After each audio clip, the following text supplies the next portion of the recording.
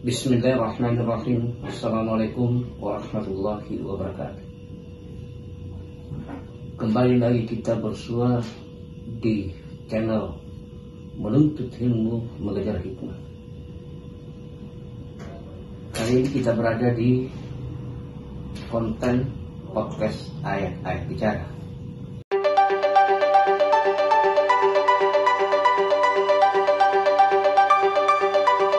Assalamualaikum warahmatullahi wabarakatuh. Terima kasih Ustadz atas waktunya. Kita kembali lagi di podcast yang kita cintai ini. Ada beberapa pertanyaan hari ini Ustadz yang saya rangkum dari grup ya. Mungkin ada sekitar 5 pertanyaan ya. Nanti saya bacakan satu-satu dari pertanyaan itu. Baiklah, saya bacakan dulu Ustadz ya. Yang pertama itu dari Bapak Muhammad Taufik. Pertanyaannya begini Ustaz. Saya pernah imam sholat zuhur yang menjadi makmum ada 5 orang. Pada rakaat terakhir saya dengar bisikan yang paling ujung tidak sampai sholatnya. Makmum tersebut adalah anggota di kantor. Saya dekati dan tanya. Ternyata orang tersebut pernah berucap sombong. Katanya dia bilang Tuhan itu soal kedua Ji. Yang utama itu katanya pimpinan kantor. Jadi saya beritahu, tobatkan itu kata-katamu. Pertanyaannya, siapakah itu siapakah itu sangat jelas saya dengar. Baik, kita menjawab pertanyaan satu-satu. Pertama, saya ucapkan terima kasih kepada pemirsa YouTube yang menggunakan fasilitas grup Bima ini untuk mengajukan pertanyaan yang mungkin bisa mengganjal dalam pikiran dan memerlukan jawaban. Jadi harapan saya kita gunakan sebaik mungkin grup kita, tentu dengan istilahnya proporsional ya, yang kita tampilkan di dalam grup itu hanya yang berkaitan dengan bahasan kita MIMA. Ini sangat diharapkan karena ya anggota dalam grup kita ini sudah istilahnya kompleks ya, sudah beraneka dari beberapa kalangan ya. Apa yang kita sampaikan kadang-kadang, apa yang kita posting di grup kadang-kadang yang lain itu tidak berkenan untuk menerima meskipun itu kita pandang bagus ya. Jadi harapannya adalah kita gunakan grup ini dengan sebaik-baiknya. Baik, kita masuk ke tadi saya berdiri ya supaya lebih jelas pembahasan.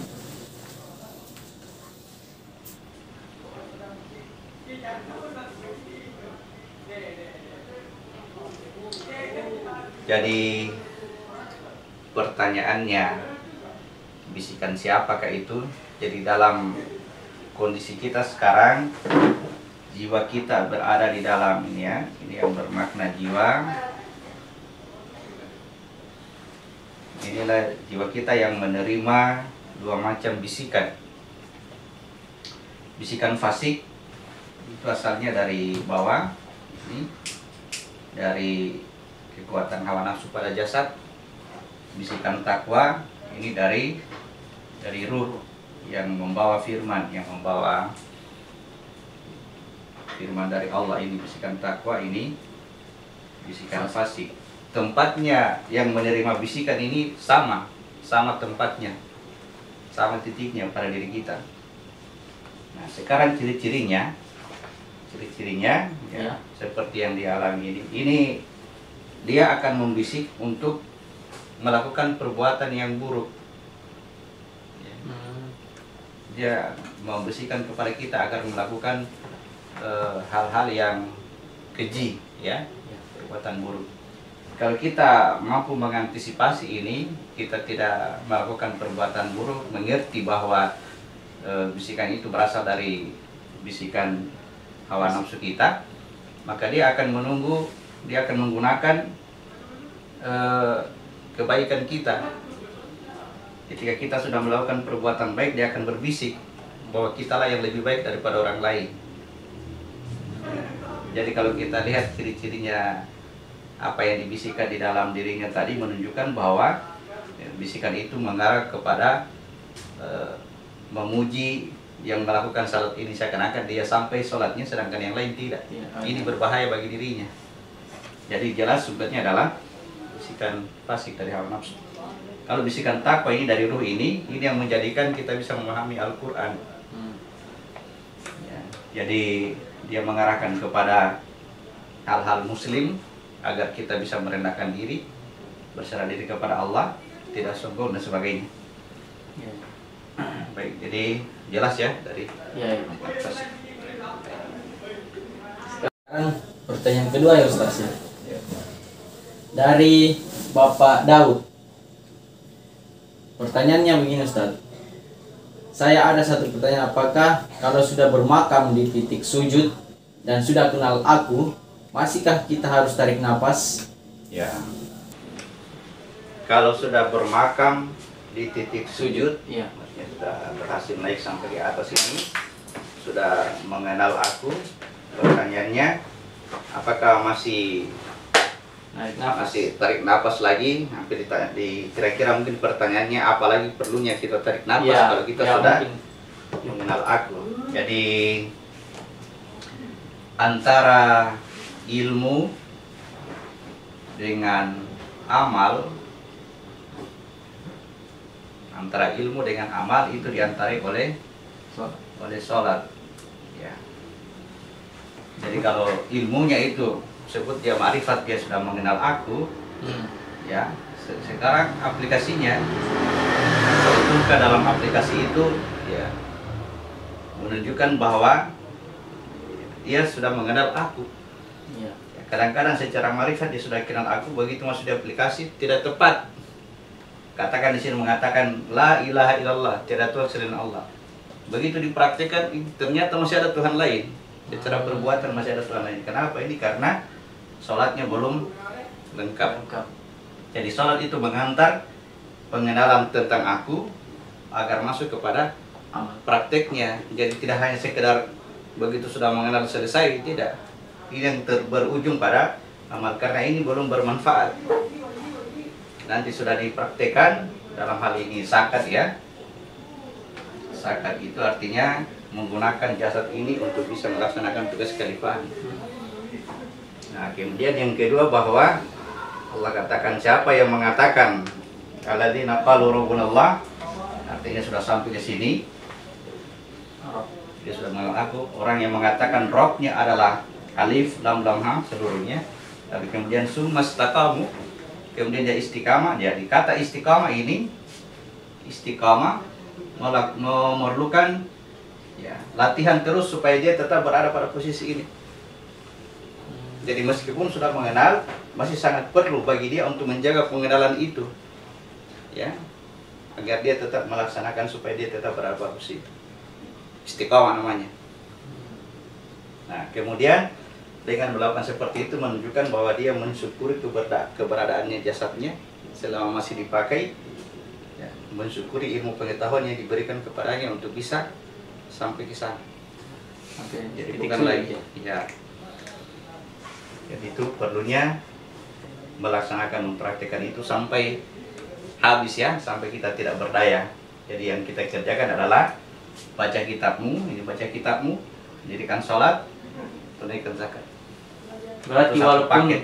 walaupun sudah berada pada titik di situ, Ya, tetap ya. karena keberadaan kita pada sebuah titik itu sangat apa ya, sangat tidak menetap, tidak menunjukkan bahwa ketika kita mengaku saya berada di situ, belum tentu ada di situ.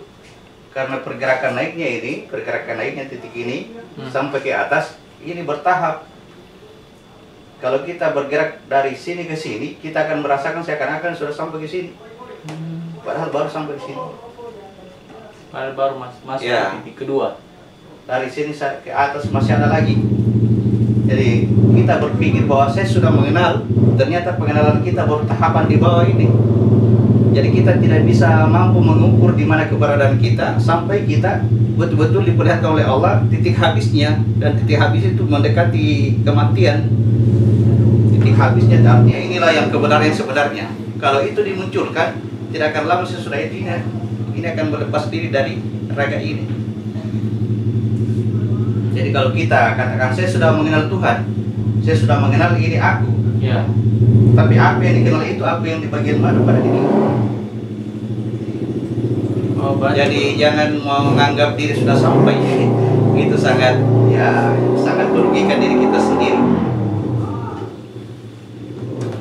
Jadi tetap berkeyakinan bahwa ya kita masih dalam proses belajar sampai ke ya meskipun ya apa yang menjadikan diri kita ini mengatakan saya sudah mengenal aku. Ya, apa standar penilaiannya ya. Karena sama itu bagaimana orang bisa menyadari dirinya bahwa dia sedang tertidur itu pada saat dia terbangun. Nanti dia terbangun sadar bahwa oh saya sedang tidur. Tapi pada kondisi terbangun itu masih ada lagi di atasnya lagi.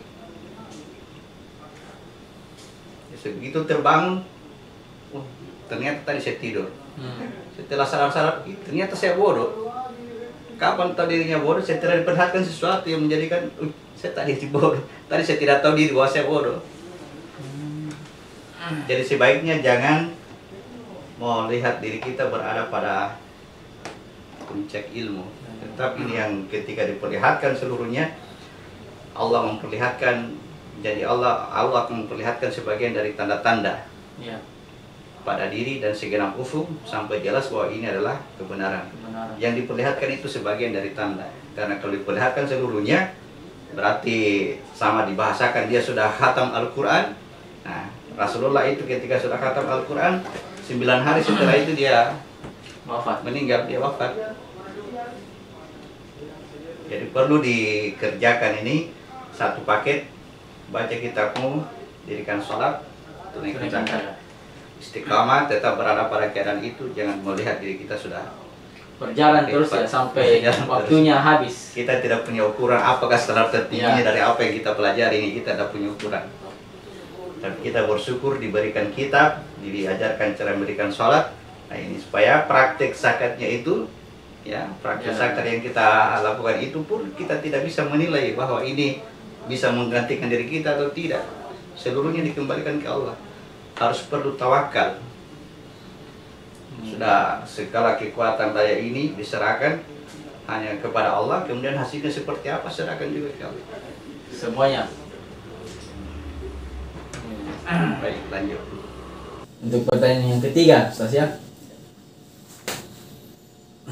Pertanyaan ketiga dari Bapak Muhammad Natsir Abdullah. Pertanyaannya begini, apakah setiap diri akan didatangi simbol kiamat diri? Jadi Al-Quran itu petunjuk untuk setiap diri, ya. Al-Quran petunjuk untuk setiap diri, dan masing-masing diri hendaklah ya, memperhatikan apa yang akan dibawanya esok. Jadi mungkin kita baca dalilnya barangkali. Ya, bagus.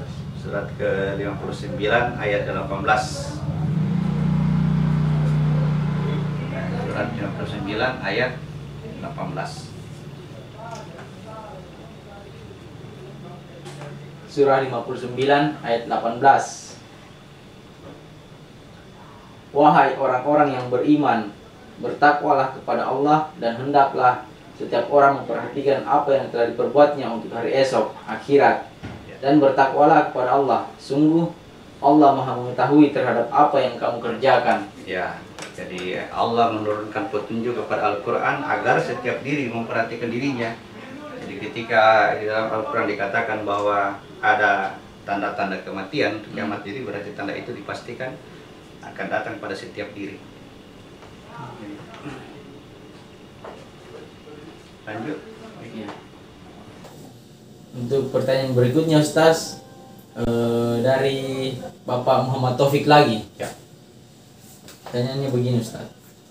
Dalam kondisi zalim dan bodoh, apakah kalau titik sulbi sudah keluar kampung, sudah terbebas dari kezaliman dan kebodohan? Dan apa tanda yang terasa pada diri jika titik sulbi sudah pindah? Nah, itu mirip pertanyaan tadi ya. Kalau sudah sampai ke aku, sambungannya ya, mungkin Ustaz. Iya, boleh jadi dengan lain orang yang tadi yang bertanya. Iya. Masalah yang mendapatkan aku tadi. Apakah masih perlu tarik nafas? Apakah sudah keluar dari sini berarti kita sudah terlepas dari kezaliman kebodohan. Iya. Jadi saya katakan jangan mengukur diri kita sudah mampu, sudah bisa, lakukan saja, ya. Lakukan saja. Memang kalau kita tanyakan bagaimana ciri-cirinya bahwa kita sudah keluar dari sini, ya inti dari praktek ini adalah terlepasnya dari perbuatan keji dan mungkar pada saat ini. Tapi jangan sampai kita terjebak dalam penilaian diri bahwa saya sudah lepas dari perbuatan keji dan mungkar. Itu bisikan ini lagi, bisikan fasik lagi. Dia akan menunggu pada saat perbuatan baik kita. Begitu terjadi perbuatan baik, ya, kita akan dikatakan bahwa kita lah yang lebih baik, kita sudah berhasil, kita sudah menang dan sebagainya. Hati-hati dengan itu. Ya, jadi apa yang kita lakukan ini, syukurilah keberadaan ini, syukurilah kita masih sehat, syukuri kita masih diberi pemikiran yang jernih untuk bisa melakukan praktik sholat itu. Ya, lagi-lagi kerjakan ini, baca kitabmu, dirikan sholat, tunaikan zakat. Ya, ya. Baik kita lanjut Ustaz ya. Ya. Pertanyaan yang keempat dari Ibu Haji Ayu. Ya. Pertanyaannya kayaknya ini berkaitan dengan ayat ini Ustaz. Ya. Perlu saya baca ya. Al-Baqarah ayat 178. Surat 2. Mungkin saya perlu, sebelum kita baca ini, saya perlu sampaikan dulu tentang kajian kita. Ya. Kajian kita yang dibahas dalam pertemuan tentang ayat-ayat yang kita baca dari Al-Quran, sebagaimana cara Nabi diajarkan oleh Jibril, ya, tidak tersusun ayat itu dari surat Al-Baqarah ayat 1 sampai ayat terakhir, surat Ali Imran dari ayat 1 sampai ayat terakhir, tidak, ya. Ya. Dia menggabungkan antara ayat dengan ayat, ayat ketemu ayat, supaya kita paham, kita mengerti kemana larinya Al-Quran. Ya. Tanpa semua diajarkan, kita sudah tahu bahwa Al-Quran ini larinya kemana ini. Jadi setelah kita pahami bahwa ini adalah satu diri kita, setelah itu kita akan berusaha pahami ayat yang tidak terbahas pada saat kajian ini, supaya kita melatih diri kita bagaimana ini bisa terjadi pembicaraan dengan Rasul. Jadi tidak semua mesti dijelaskan ini apa, ini ayat ini, Ustaz ini apa ini. Harus pelajari dulu sendiri, larinya ini Al-Quran kemana. Ke diri kita, begitu lari ke sini, ada hal yang kita belum pahami, simpan dulu. Tunggu dulu, barangkali belum memberi manfaat bagi kita ayat ini.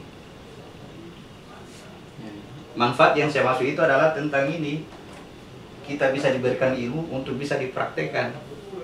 Kalau hanya sekadar untuk diketahui, nanti pikiran kita penuh dengan pengetahuan tapi tidak bisa terpraktek karena bukan tugas kita. Ya. Tidak jalan zakatnya. Tidak jalan zakatnya. Ilmunya ada tapi tidak bisa dimanfaatkan untuk ke sini. Hanya untuk diketahui. Ya. Jadi yang Allah izinkan untuk bisa kita ketahui dalam Al-Quran itu adalah yang istilahnya biqadarin maklum. Kadarnya itu sudah ditetapkan oleh Allah bahwa inilah yang akan kamu tahu. Jadi kita berprasangka baik terhadap Allah tentang tidak semuanya kita pahami, tapi sebenarnya seluruhnya ayat itu berkaitan dengan diri kita sendiri. Jadi saya sudah baca ayat tentang ini tadi sebelum ini, sangat berkaitan dengan peristiwa bunuh diri yang ada di sini. Tapi saya pikir belum waktunya untuk diketahui, karena siapa yang disebut orang merdeka, siapa yang disebut dengan budak, siapa yang disebut dengan wanita, lihat di sini.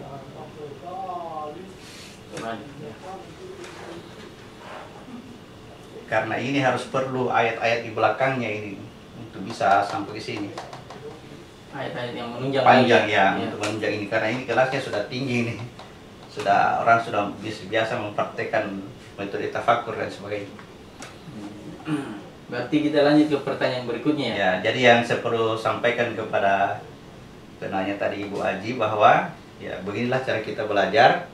Kita disuruh fakrau ma tayassara minal Qur'an. Bacalah yang mudah dari Al-Qur'an.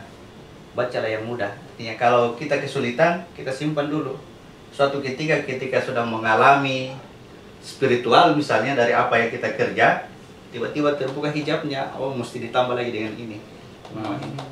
Tapi kalau belum, tidak usah dulu, ya, tidak usah dulu kita simpan dulu, karena ada nanti, ya istilah dalam bahasa pertanyaan kita, ada nanti pembicaraan khusus. Pembicaraan khusyuk itu hanya bisa tersimpan di kepala, tidak bisa terucap. Ya, hanya bisa kita mengerti, oh ini maksudnya. Ya, begitu ngomong tidak bisa bisa disampaikan. Nah, itu dikatakan hanya Allah yang mengetahuinya. Baik Ustaz. Ya. Baik Ustaz ya. Kita lanjut ke pertanyaan yang terakhir. Ya. Pertanyaan terakhir dari Bapak Maulana dari Medan. Ya. Bapak Maulana dari Medan ya. Pertanyaannya begini Ustaz. Bila Rasulullah mewakili semua wajah di bumi ini yang Allah ciptakan, apakah ruh manusia atau kita semua diwakili oleh ruh Muhammad juga atau bernama Ahmad? Ya. Inti segala Dari diri yang satu keluar aku, inilah yang disimbolkan dengan Muhammad. Dan siapa ini aku? Aku ini adalah yang ada dalam diri kita. Kapan dia ada? Dia ada sebelum segala sesuatu yang lain ada. Jadi ini manusia pertama. Jadi aku yang disimbolkan bahwa wajahnya itu wajahnya ini mewakili seluruh wajah. Ya, secara struktur itu sangat tepat, sangat benar, tidak diragukan. Tetapi pada penjelasannya dia berada pada kondisi sebagai manusia yang pertama ada. Ini justru dicerita melalui kisah Adam. Jadi akan ada pertanyaan, apakah Nabi Adam mewakili seluruh wajah?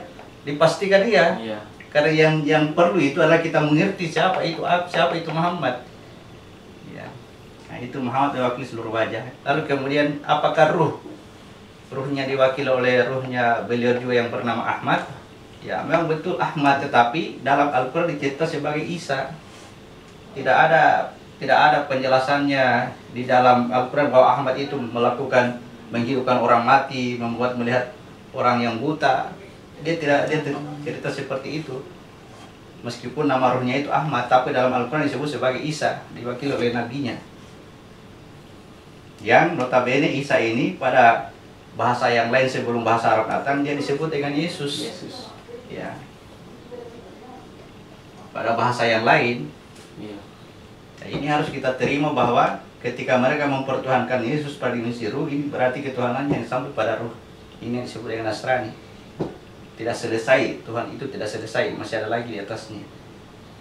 Tetapi karena ini sudah gaib dan ini mengatakan ini luar biasa ini keadaannya, ya disebutlah ini Tuhan. Padahal ini, ya kalau bahasa kita sebut Muhammad menguasai wajah, dia adalah Ahmad.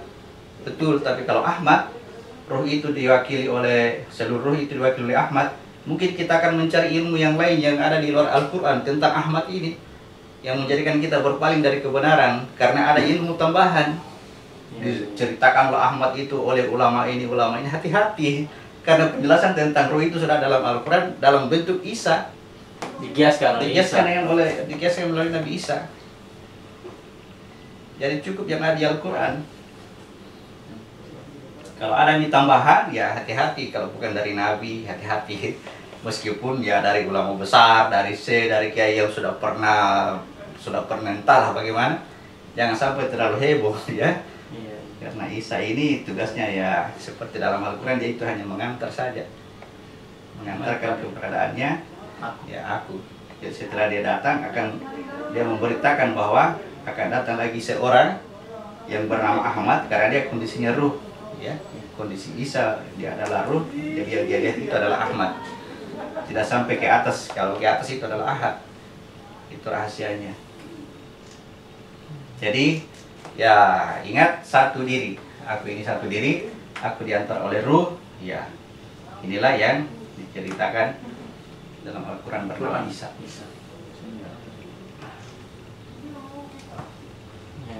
Jadi apakah diwakili ruh seluruh manusia diwakili oleh Ahmad ya, atau Isa? Ya, tugas ruh itu mengantar aku. Ya, tidak perlu ditambah pengetahuan diperlebar itu pengetahuan bahwa seluruh ruh yang masuk kepada manusia itu diwakili oleh Isa. Ya, mungkin bisa jawab benar, bisa benar, tapi manfaatnya apa? Manfaatnya apa kira-kira?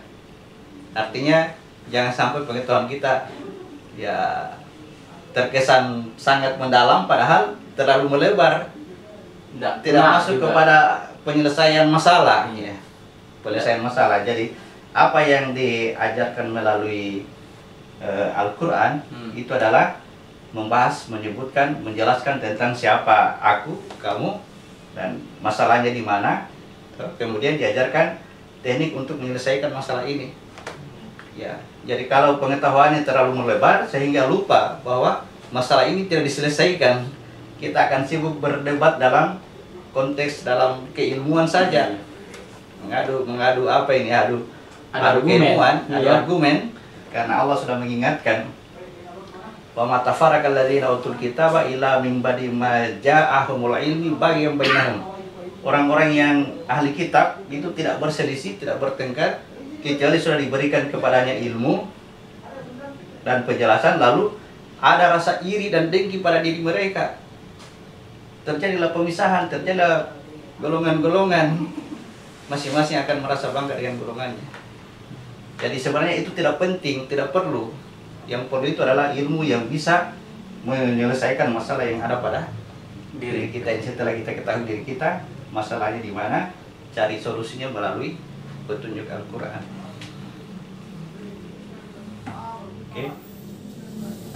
Oke. Masya Allah, luar biasa atas penjelasannya. Selesai? Iya, selesai Ustaz semuanya. Terima kasih atas penjelasan dari 5 pertanyaan Ustaz. Ya. Mudah-mudahan apa yang Ustaz jelaskan,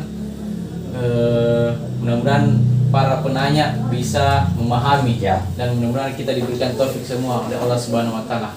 Ya, terima kasih. Sekian atas perhatiannya. Assalamualaikum warahmatullahi wabarakatuh.